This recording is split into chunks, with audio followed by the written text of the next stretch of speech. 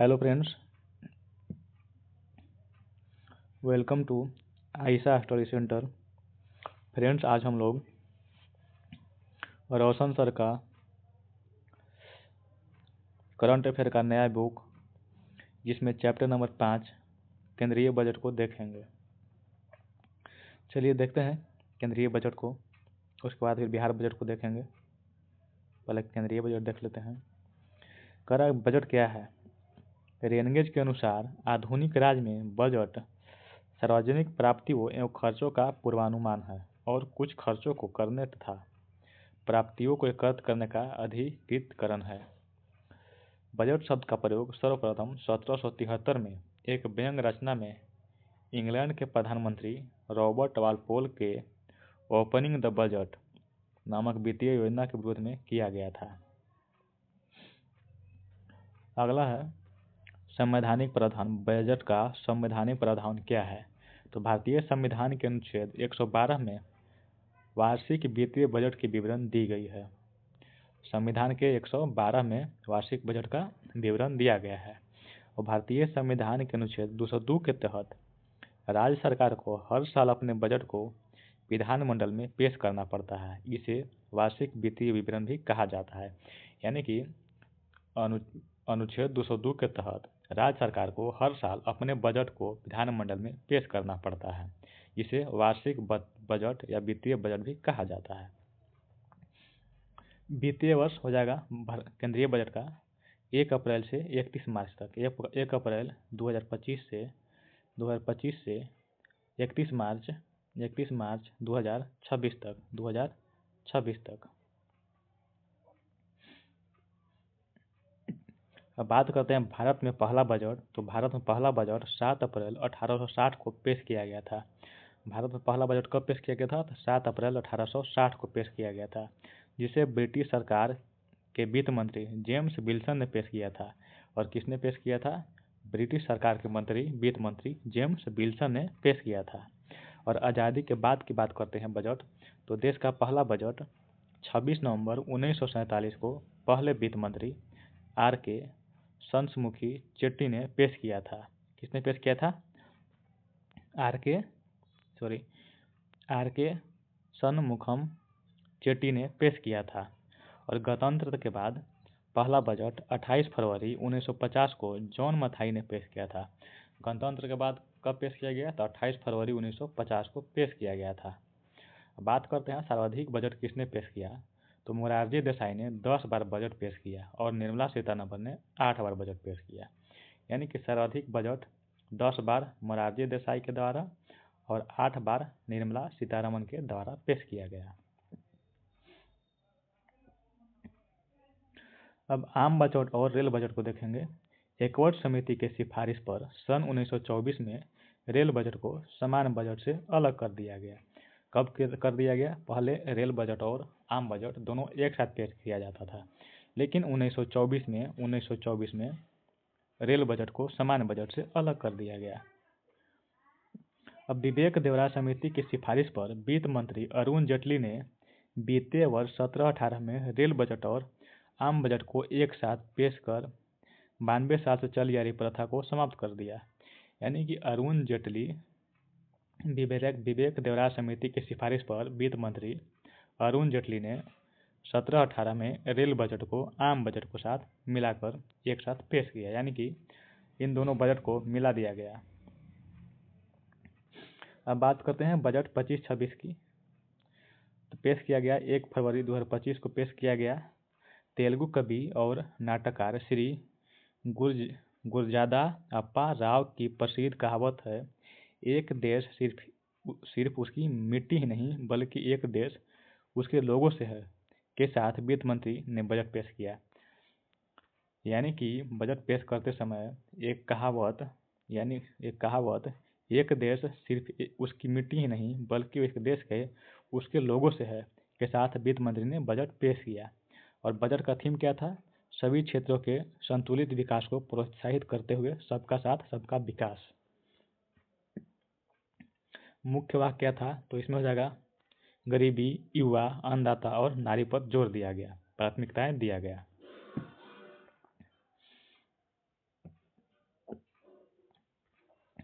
अब बात करते हैं आकांक्षा बजट का विषय, विकसित भारत की आकांक्षा 0.5। इसमें कहा गया है विकास में तेजी लाना, समावेशी विकास सुनिश्चित करना, निजी क्षेत्र में निवेश में जान डालना, परिवार के मनोभाव में उल्लास भरना और भारत के बढ़ते मध्यम वर्ग की खर्च की शक्ति को बढ़ाना। ये 5 वो बजट का विकसित भारत की आकांक्षा दिया गया है, जिसमें 5 गो पर प्राथमिकता यानी कि मुख्य फोकस किया गया है। अब बात करते हैं बजट के सिद्धांत को। तो इसको प्राप्त करने के लिए विकसित भारत में शामिल ये 6 बिंदु हैं। पहला हो जाएगा गरीबी से मुक्ति, 100% अच्छी गुणवत्ता वाली स्कूली शिक्षा। तीसरा हो जाएगा उच्च गुणवत्ता वाली सस्ती और व्यापक स्वास्थ्य सेवाओं को पहुँच कराना, 100% कुशल कामगार के साथ सार्थक रोजगार, आर्थिक गतिविधि में 70% महिलाएं और देश को विश्व का खाद्य टोकरी बनाना, यानी कि हमारे देश को विश्व की खाद्य का टोकरी बनाना। और बजट में सुधार की बात करें तो अगले 5 वर्षों में 6 क्षेत्रों पर जोर दिया गया है। वो 6 क्षेत्र देख लेते हैं। 6 क्षेत्रों में सुधार के लिए पहला है कराधान हो जाएगा, विद्युत क्षेत्र हो जाएगा, शहरी विकास हो जाएगा, खनन हो जाएगा, वित्तीय क्षेत्र हो जाएगा और विनियामक सुधार हो जाएगा। इन 6 क्षेत्रों पर प्राथमिकता दिया गया है सुधार करने के लिए। अगला पॉइंट देखेंगे बीज। जुलाई 2024 में जारी किए गए बीजों की 100 से अधिक किस्मों को वाणिज्यिक स्तर पर उपलब्ध कराना है। इंजन। बजट का थीम सबका साथ सबका विकास के तहत विकास की यात्रा में 4 इंजन है। कौन कौन सा है 4 इंजन? 4 शक्तिशाली इंजन है कृषि, MSME, निवेश और निर्यात। ईंधन है हमारे सुधार, मार्गदर्शक प्रेरणादाता है समावेशिता, लक्ष्य गंतव्य विकसित भारत। अब प्रथम की बात करते हैं, प्रथम इंजन की कृषि की। तो प्रथम इंजन कृषि के अंतर्गत निम्नलिखित योजनाओं को लागू किया जाएगा। प्रथम इंजन में कृषि आता है, तो कृषि में निम्नलिखित योजना को लागू किया गया है। पहला है प्रधानमंत्री जन धन कृषि योजना। इसके अंतर्गत देश के 100 जिले शामिल किए जाएंगे। इस कार्यक्रम के तहत 1.7 करोड़ किसानों को लाभ होगा, यानी कि पहला में जिला हो जाएगा, 1.7 करोड़ किसानों को लाभ मिलेगा। अगला पॉइंट देखते हैं। दूसरा हो जाएगा उद्देश्य। उसी के अंतर्गत जिले का उसके अंतर्गत उद्देश्य हो जाएगा ऋण की उपलब्धता, फसल विविधता, फसल कटाई के बाद भंडारण की सुविधा, सिंचाई आदि को सुविधा दिया जाएगा 100 जिलों में। दूसरा है ग्रामीण संपन्न और अनुकूल निर्माण। ग्रामीण क्षेत्रों में प्रचुर मात्रा में अवसर पैदा करना ताकि प्रवास एक विकल्प न हो, न कि अनिवार्यता। प्रथम चरण में 100 विकसित कृषि जिला शामिल है। प्रथम चरण में 100 विकसित जिला शामिल किया गया है। तीसरा है दलहन में आत्मनिर्भरता।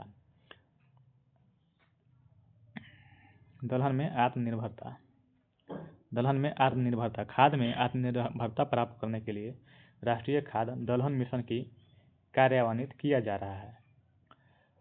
अब अगला बात करते हैं विशेष ध्यान। इसमें विशेष ध्यान के तरह देख लेते हैं तूर, उड़द और मसूर पर विशेष ध्यान के साथ 6 वर्षीय दलहनों में आत्मनिर्भर मिशन प्रारंभ करेगी। बात करते हैं चौथा पॉइंट की। तो बिहार में मखाना बोर्ड। मखानों का उत्पादन, प्रसंस्करण, मूल्य संवर्धन और विपणन में सुधार लाने के लिए बिहार में मखाना बोर्ड स्थापित किया जाएगा। साथ ही किसान उत्पादक संगठन FPO का गठन किया जाएगा, यानी कि फार्मर प्रोडक्ट ऑर्गेनाइजेशन का गठन किया जाएगा। पांचवा पॉइंट है राष्ट्रीय उच्च पैदावार बीज मिशन। उच्च पैदावार, कीट प्रतिरोधी और जलवायु परिवर्तन के अनुकूल बीजों को विकास और प्रचार करना। छठा हो जाएगा मत्स्य उद्योग। छठा क्या है? मत्स्य उद्योग। भारत मत्स्य उत्पादन और जलीय कृषि के क्षेत्र में विश्व में दूसरा सबसे बड़ा उत्पादक देश है, यानी कि मछली उत्पादन में भारत जो है विश्व में दूसरा स्थान है।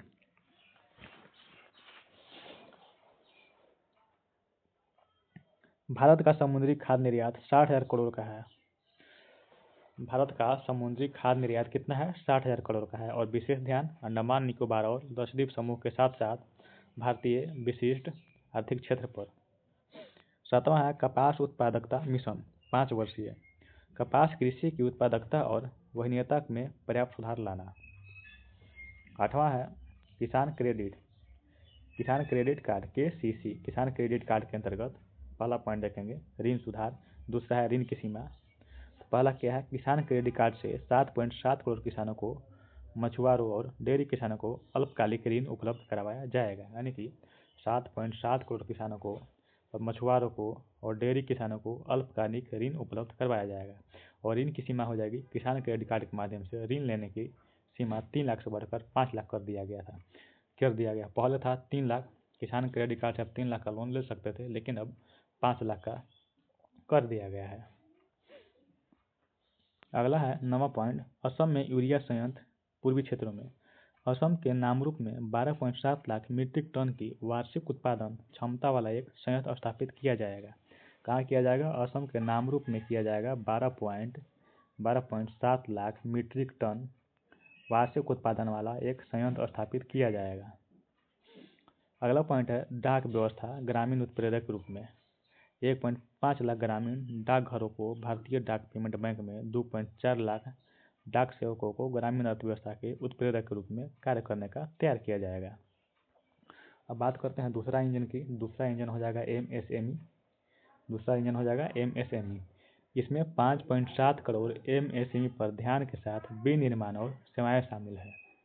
अब बात करते हैं MSME की, तो MSME के लिए वर्गीकरण मानदंड में संशोधन। वर्तमान में MSE रोजगार दे रहा है 7.5 करोड़ लोगों को। निर्माण क्षेत्र का योगदान 36% हो जाएगा। कितना हो जाएगा, 36% हो जाएगा। पंजीकरण MSME 1 करोड़ हो जाएगा। MSME का निर्यात योगदान 45% है। कितना है, 45% है। ठीक है। और MSME के लिए वर्गीकरण से संबंधित निवेशों को 2.5 गुना और कारोबार के लिए 2 गुना बढ़ाया जाएगा।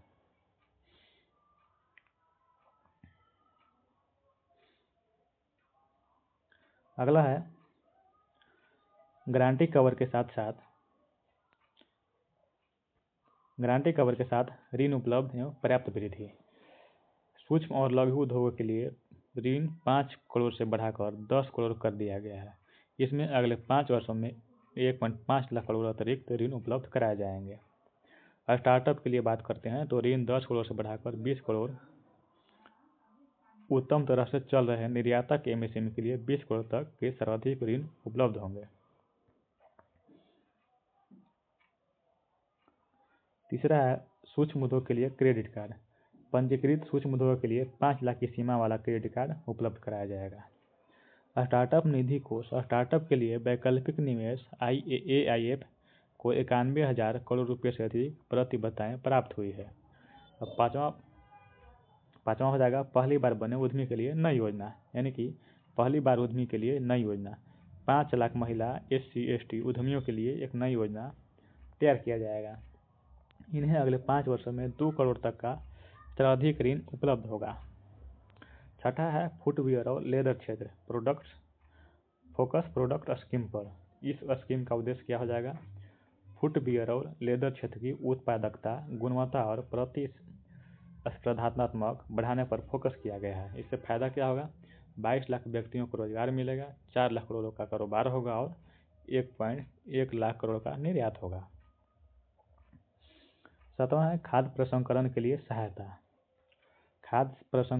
सहायता। पूर्वोदय में हम बिहार में राष्ट्रीय खाद्य प्रौद्योगिकी उद्यमशिला और प्रबंधन संस्थान स्थापित किया जाएगा। यानी कि NIF TEM स्थापित किया जाएगा। इससे फायदा क्या होगा,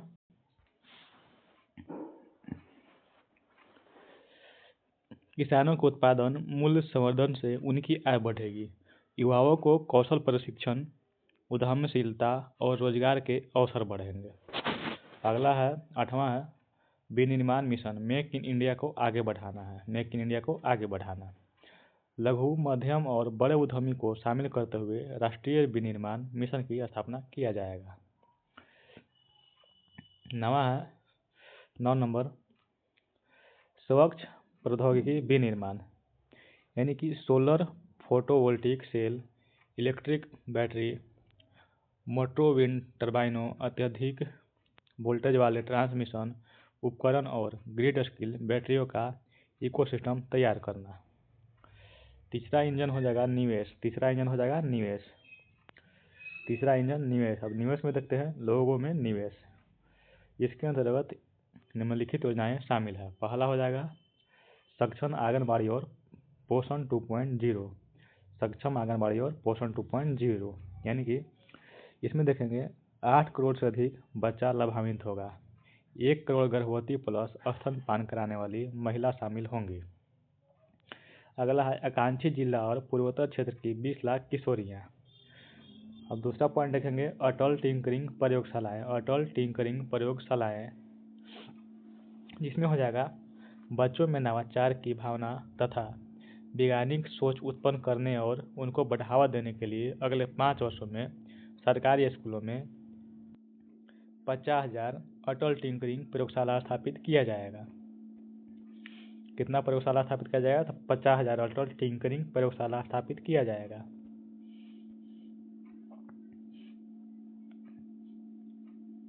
अगला है ब्रॉडबैंड कनेक्टिविटी।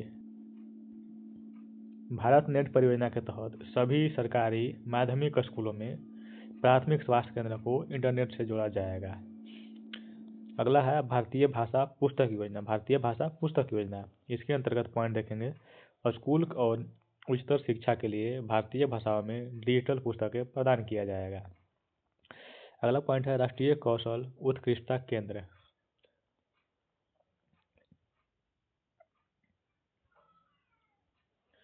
5 राष्ट्रीय कौशल उत्कृष्टता केंद्र स्थापित किया जाएगा।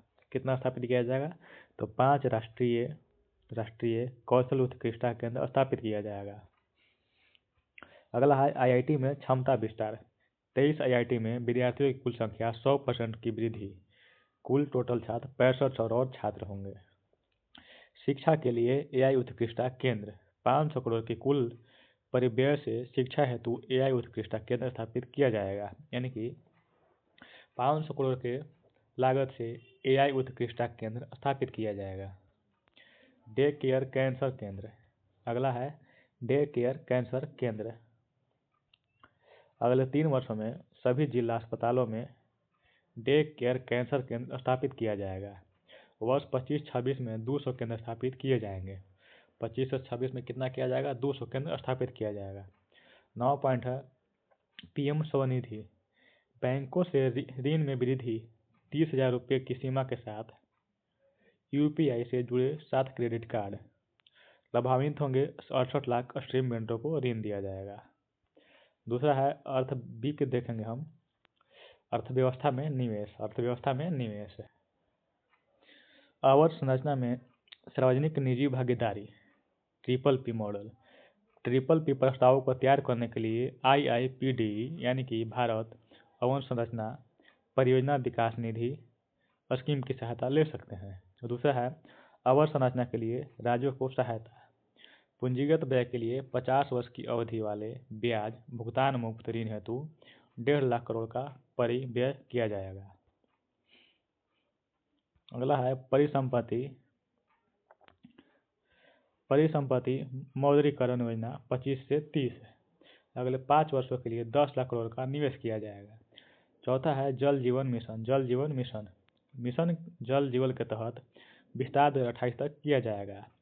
इतना लाख करोड़ की भूमिगत व्यय में राज्यों को 50 वर्षीय ब्याज मुक्त किया जाएगा। और विद्युत क्षेत्र में सुधार। अगला है विद्युत क्षेत्र में सुधार। वितरण सुधारों के लिए प्रोत्साहन तथा राज्यों के भीतर ट्रांसमीटर में वृद्धि। राज्यों के जीएसडीपी के 0.5% की अतिरिक्त उधारी।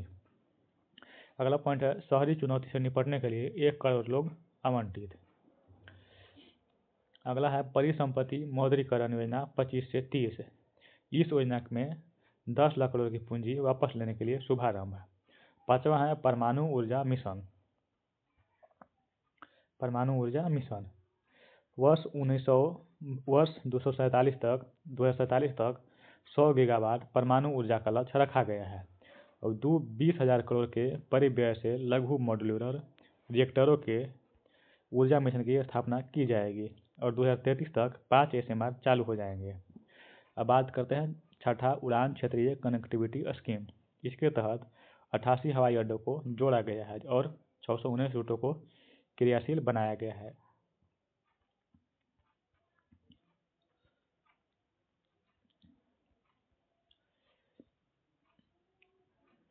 आगे देखेंगे,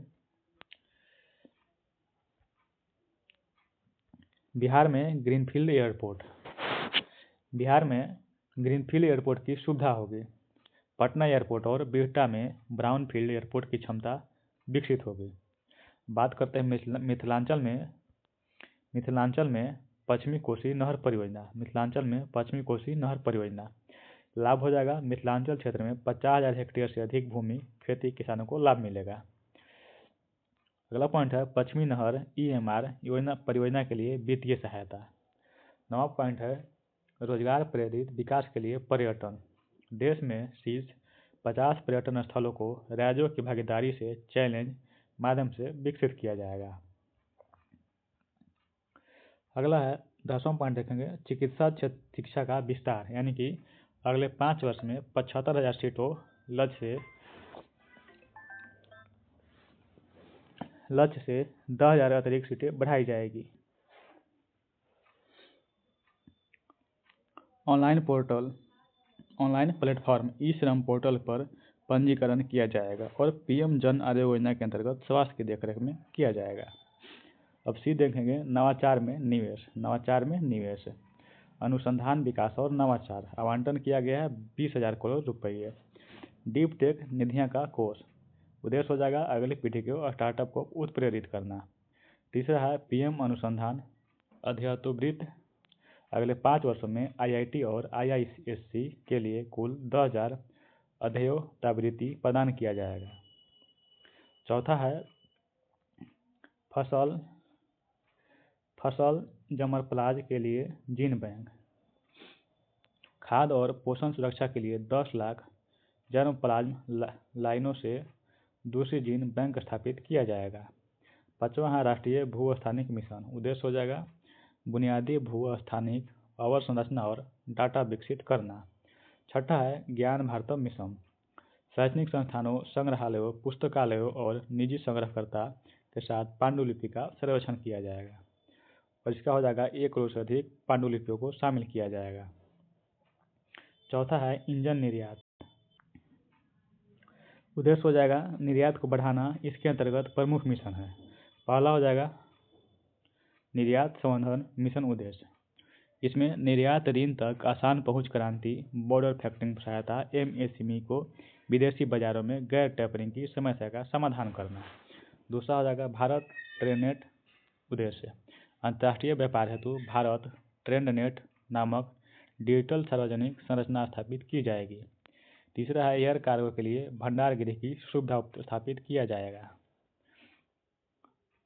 अगला पॉइंट है विकास की यात्रा में ईंधन हमारे सुधार। भारत के विकास के लिए ईंधन के रूप में हमारे सुधार निम्नलिखित है। कर सुधार, प्रत्यक्ष और अप्रत्यक्ष कर। बात करते हैं प्रत्यक्ष कर सुधार की तो नई कर व्यवस्था 0 से 4 लाख तक का 0% कर, 4 से 8 लाख तक का 5%, 8 से 12 लाख तक का 10%, 12 से 16 तक 15%, 16 से 20 तक 20%, 20 से 24 तक 25% और 24 लाख से ऊपर 30%। 12 लाख तक के आय वाले करदाताओं के लिए स्लैब दर में छूट के कारण उनके द्वारा कोई भुगतान नहीं किया जाएगा। दूसरा पॉइंट है TDS की नई सीमा। 75,000 रुपये की मानक कटौती के कारण वेतनभोगी करदाताओं के लिए यह सीमा इतना लाख रुपये होगी। वरिष्ठ नागरिकों के लिए ब्याज पर कटौती सीमा 50,000 से बढ़कर 1 लाख। किराए पर TDS की वार्षिक सीमा 2.40 लाख से बढ़ाकर 6 लाख कर दी गई है। धन प्रेषण पर TDS की सीमा 7 लाख से बढ़ाकर 10 लाख कर दिया गया। तीसरा पॉइंट है लगभग 90 लाख करदाताओं ने स्वैच्छिक रूप से अपने आय संपत्ति वर्ग को अध्ययन किया है। चौथा है स्टार्टअप के निगम का विस्तार 1/4/2030 तक किया गया है। अब डिस्प्ले की बात करते हैं इंटरएक्टिव फ्लैट पैनल डिस्प्ले पर मूल सीमा शुल्क 10% बढ़ाकर 20% कर दिया गया है। अब बात करते हैं ईवी बैटरी की। इसके विनिर्माण के लिए 35 अतिरिक्त पूंजीगत वस्तुओं तथा मोबाइल पूंजीगत वस्तुओं तथा मोबाइल फोन बैटरी विनिर्माण के लिए 28 अतिरिक्त पूंजीगत वस्तुओं को छूट दी गई है। 7वां है दूरसंचार। कैरियर ग्रेड ईयरनेट स्विच पर BCD 20% से घटाकर 10% कर दिया गया है। 8वां पॉइंट देखेंगे, छोटे धर्मार्थ ट्रस्टों के पंजीकरण की अवधि 5 वर्ष बढ़ाकर 10 वर्ष कर दिया गया है। 9वां है समुद्री उत्पाद। उत्पादन के विनिर्माण और निर्यात के लिए फ्रोजन फिश टेस्ट पर BCD 30 से घटाकर 5% कर दिया गया है। अब बात करते हैं अप्रत्यक्ष कर सुधार। अप्रत्यक्ष कर सुधार टैरिफ की बात करते हैं तो 7 टैरिफ दरों को हटाया गया। इसमें से शून्य दर सहित केवल 8 अवशेष टैरिफ दरें होंगी। उपकर के अधीन 82 टैरिफ लाइनों पर समाज कल्याण अभिभार में छूट का प्रस्ताव रखा गया है।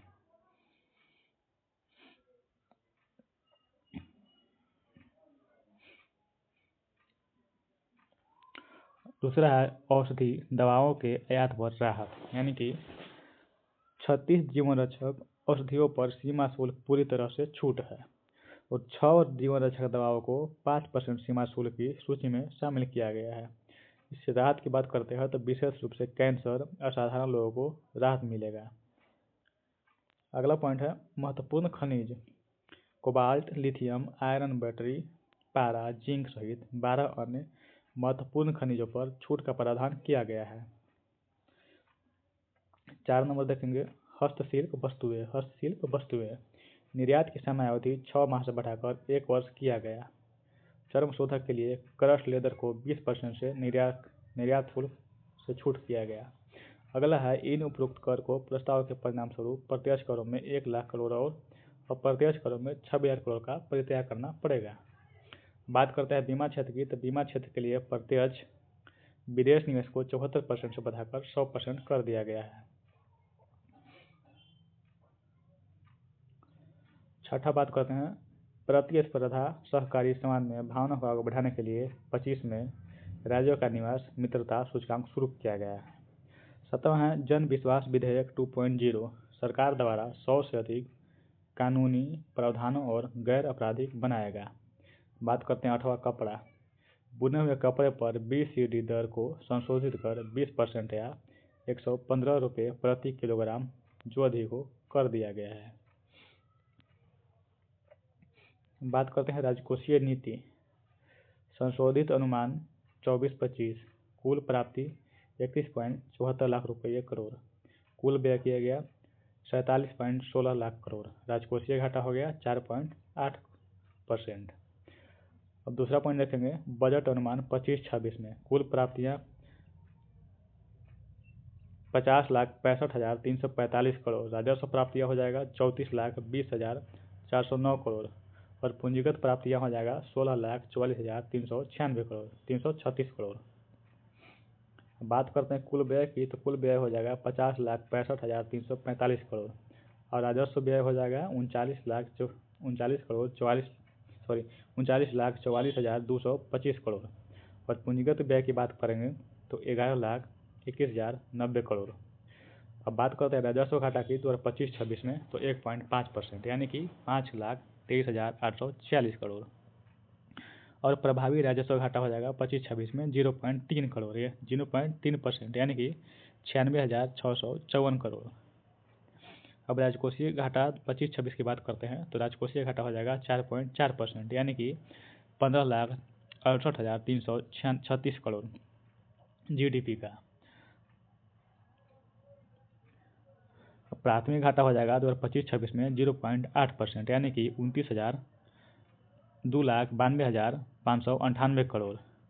तीसरा पॉइंट है 24-25 में संशोधित अनुमान GDP का राजकोषीय घाटा 4.8% हो जाएगा और राजस्व घाटा हो जाएगा 1.9% और प्रभावी राजस्व घाटा 1.0% और प्राथमिक घाटा हो जाएगा 1.3%। इसी के साथ हमारा केंद्रीय बजट 25-26 समाप्त हो गया है और उम्मीद करते हैं यह वीडियो आप लोगों के बीच अच्छा लगा होगा। फ्रेंड्स, हमारे वीडियो को लाइक कीजिए, हमारे चैनल आयशा स्टडी सेंटर को सब्सक्राइब करें तथा हमारे वीडियो पर लाइक, कमेंट और शेयर जरूर करें ताकि हम और अच्छे से वीडियो बना सकें और आप लोगों के बीच उपलब्ध करा सकें।